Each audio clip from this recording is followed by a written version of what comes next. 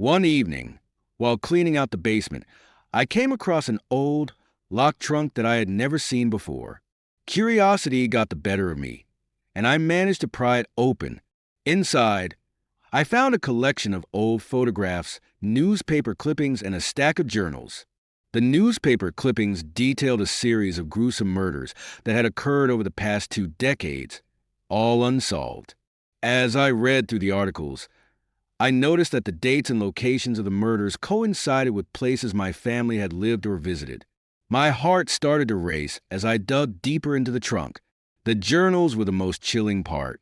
They contained detailed accounts of each murder, written in my parents' handwriting. The entries described how they selected their victims, the methods they used, and their feelings of satisfaction afterward. I felt a wave of nausea and disbelief. How could my parents, the people who had raised me with love and care, be capable of such horrific acts? I sifted through more evidence. Old ID cards, personal belongings of the victims, and even some blood-stained clothing. The reality of the situation hit me hard. My parents were the serial killers that had eluded the authorities for years. I was paralyzed with fear and confusion. I had always looked up to my parents, admired their intelligence and kindness. Now, I was faced with the horrifying truth that they had been living a double life.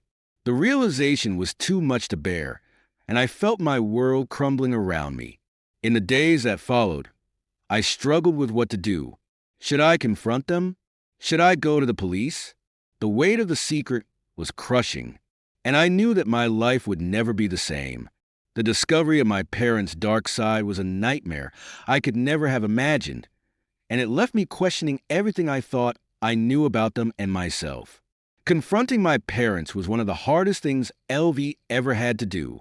One night, after dinner, Elle finally gathered the courage to bring it up. My voice shook as I mentioned the trunk in the basement. Their faces turned pale, and I could see the fear in their eyes. "Why were you looking down there?" my father asked, his voice strained. "I found the journals," I said, trying to keep my composure. "I know what you've done." A heavy silence filled the room. My mother started to cry, and my father looked away, unable to meet my eyes. "We did what we had to," he finally said, his voice cold. "You wouldn't understand." Anger and sadness welled up inside me. How could you live with yourselves, knowing what you've done? My mother reached out to me, but I stepped back. "Please, let us explain," she begged. "We had our reasons, but I couldn't listen to their excuses. I had already made my decision. I'm sorry, but I can't keep this secret. I have to go to the police." My father's expression shifted from panic to anger. "You would betray your own family," he growled, stepping closer. His hands clenched into fists.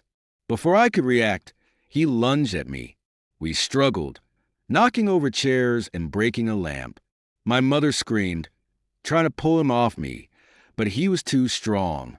I managed to break free, adrenaline pumping through my veins.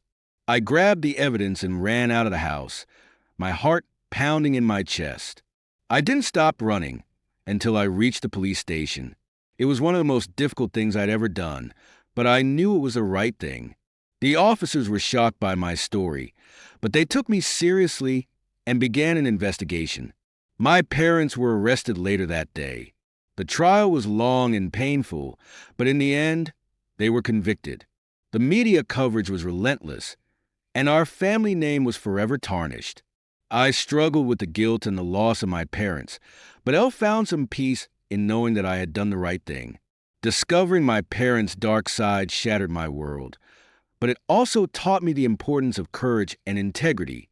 I had faced an unimaginable truth and made a tough choice, and in doing so, I had stopped a cycle of wrongdoing. It was a heavy burden to bear, but it was one I could live with.